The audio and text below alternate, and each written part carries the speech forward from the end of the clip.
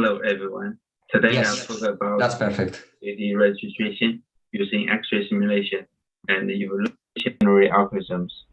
This is a research collaboration between me and Franck from Bangor University and Radu from Vidal State University. Here is an outline of today's topic. I'll start with aims and objectives, and I'll go through registration frameworks, and then I'll present some experimental results, and finally I'll finish off with a conclusion and future work. In the previous work, we used synthetic data where we simulated X-ray images. Today's topic is about real-world X-ray images, where we register our 3D hand model to the real-world X-ray image. Here we have two images. On the left-hand side is an example X-ray image from the Mura dataset. On the right-hand side is the processed image. Unlike medical images, those images are in PNG format, which where a lot of information is missing, which makes our problem even more challenging.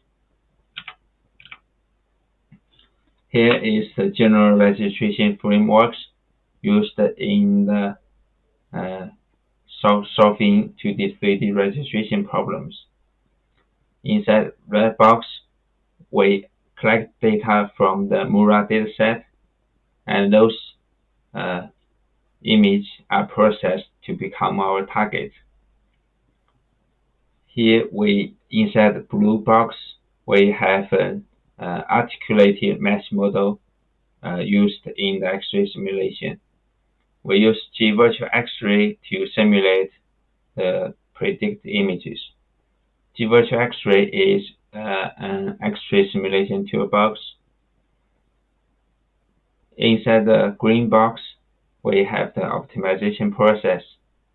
We use the CMA-ES as the optimization algorithm to decide the best set of parameters.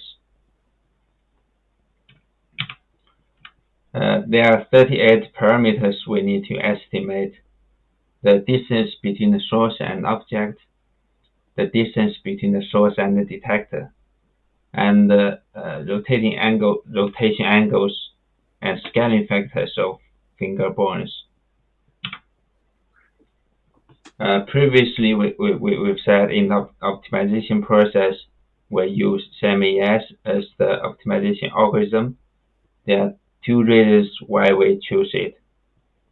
Firstly, it's derivative-free and is widely used in evolutionary computing.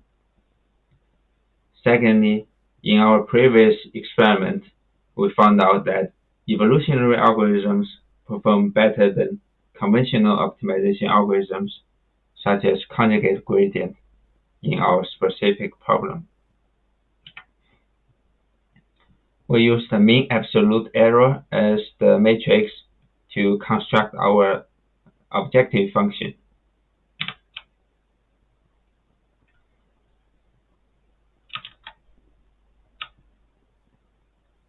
Okay.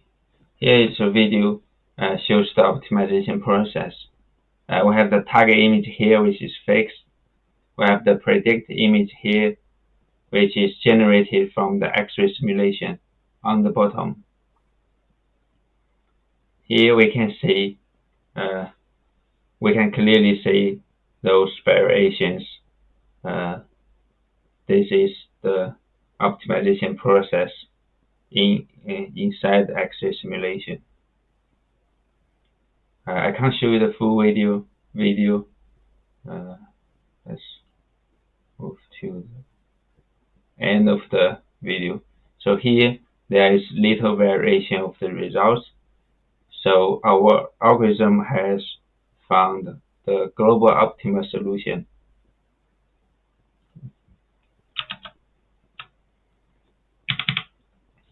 To assess the effectiveness of our method, firstly, if we use different input images, do we always get outputs with similar quality? Secondly, if we perform registrations on the same input image for multiple times, do we always have similar outputs?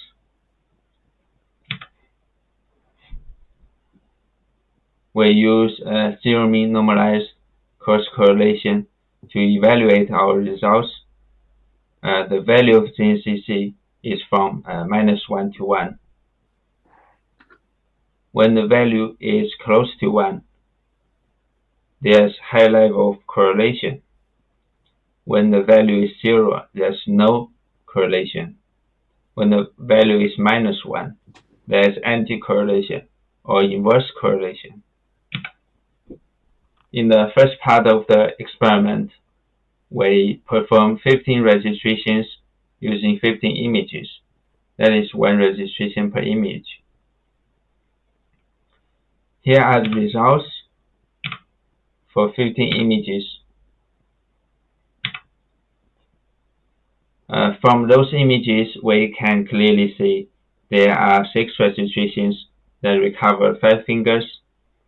There are 6 registrations that recovered 4 fingers. There are 3 registrations that recovered 1 finger. In the second part of the experiment, we select 3 images from previous experiment and perform registrations on each image for 15 times. Here in the table, the standard deviation both of MAE and ZNCC is very low on image 2 and image 3, comparing with image 10. So this may indicate that some images might be harder to register than others. To conclude, we have demonstrated that our method performs well in solving 2D, 3D registration problem. Also, some images are harder to register than others. In our specific problem, CMA-ES is quite stable with low variability on the same image. In the future, we plan to introduce some form of constraints on parameters. For example, fingers would not be allowed to extend outside of the image. Also, we plan to introduce multi-objective optimization algorithms, such as NSJ2, where we minimize mean absolute error and maximize zero mean normalized cross correlation at the same time. Also, we could try with multi-resolution approaches, where we work with images have different resolutions. This in turn can help us reduce the time taken to do the optimization without loss of accuracy. That's the end of the presentation. Thanks for listening.